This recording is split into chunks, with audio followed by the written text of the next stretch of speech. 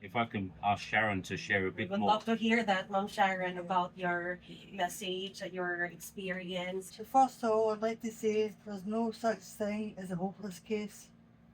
God will see everybody and give everybody hope. So when I was 16 years old, I was homeless, living on the streets, and lots of bad things happened to me. As a result of that, I started to take drugs and felt really depressed and hurt and low. So I tried to take my own life. I tried to commit suicide. I took 800 tablets. I wanted to die.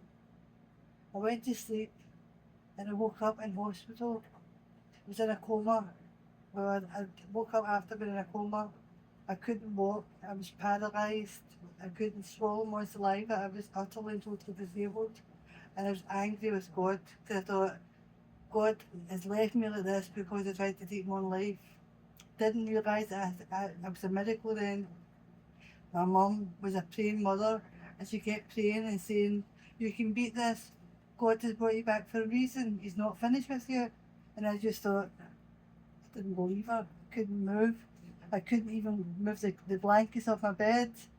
But my mum kept praying and encouraging me. So I started to get stronger. I started to be able to wiggle my toe. And that went from being able to sit up in the bed, and then a nurse would help me walk along the ward. I'd have a nurse at either side of me guarding me, step by step each day, until I could walk on my own. So I decided I was going to escape from hospital. After 8 weeks, I planned my escape. I sat in physiotherapy and wrote down my mum's address on a bit of paper. It took me about 5 hours to write the address. I saved up change that I had the telephone. So I saved up £8, right, which is like taxi fare money. And I walked up and down the ward as I did every day, counted the steps to the elevator, pushed the button, and turned into the elevator and escaped. I had the address written down on a bit of paper, which I gave to the taxi driver to go home. When I got home, I knocked on my mum's door, and my sister opened the door and she screamed and shut the door in my face. She thought I was a ghost. She was so shocked. They phoned the hospital. They didn't even notice I was missing. So because of that, I was allowed out on overnight at hospital. I had to go back the next day, but then I started to get out overnight. But I didn't want to go back to hospital, but I wasn't ready to go home. But the hospital let me go home, so I was really ill and I never got the treatment or physiotherapy I should have got. Because I was so ill, all my friends didn't know how to be around me, so I had no friends. I was really lonely, but I met friends that took drugs, and they were happy to invite me into their circle.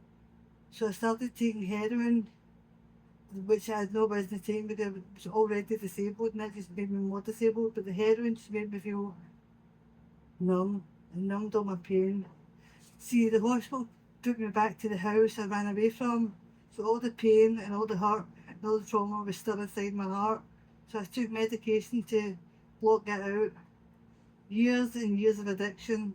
Through the addiction, I had children, and my children ended in foster care as a result of that, and I lost my children, and I just couldn't manage to stay off drugs.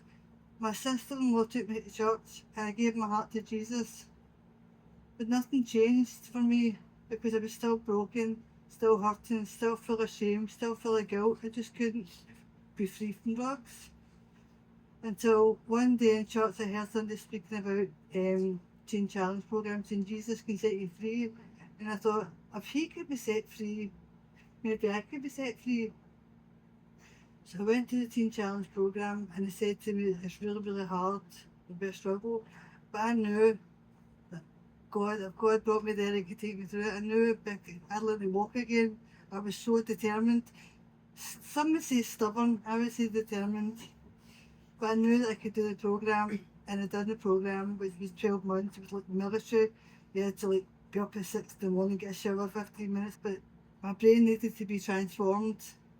I needed to be transformed, and so I did. Then after that, I wanted to go to a Bible school to do discipleship training, and again they said it was very hard, it's academic, and I thought You kidding me? I've just done the programme, which was really hard. And you're limiting God, they're limiting me. So I done that for 12 months. And then we were encouraged to do like a vision board. So I prayed and asked God, what's your plans for me? And I had this like picture in my head about missions. The cross was in the middle of my family. And I had all these countries like the Philippines, Indonesia, Cambodia. And I had like the degree, multiple degree in Bible college. And I thought, I want to go to Bible college, I want to become a missionary. And people laughed at me, Sharon, you never finished school. You left school at 15, you've got no qualifications. And again, I said, you're limiting God. Because God, through Him, all things are possible. Not some things, all things. So, I remember the vision. I wanted to go to Bible college, to university, so I applied, and then within a couple of days I was offered a place. And now I'm almost at the end of my degree. I want to train to be a minister. I've been to 4 countries, but God has been able to do all that. Because through Him, all things are possible. So if you're feeling hopeless tonight, remember there's no such thing as a hopeless case. God will take the broken and take your mess and turn it into a message. So please don't be discouraged. God can do anything. All you just need is a willing heart and willing hands. Amen. Wow.